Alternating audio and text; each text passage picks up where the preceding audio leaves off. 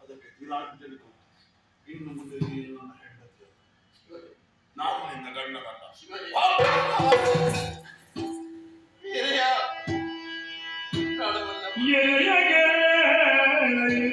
ಎನ್ನ ಮರಣವು ಔಷಧವಾಯಿತು ನಿನಗೆ.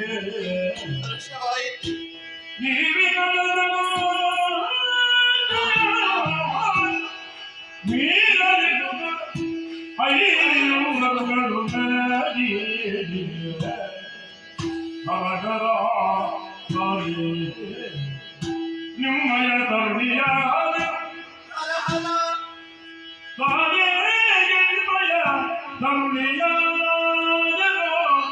ಭೀಮ ಗುಳಿದೆ ಮಲನಕ ಪಡೆಯುವುದ ಎಲಗಿದಲಾಗ ಕಮಲಾಗಿ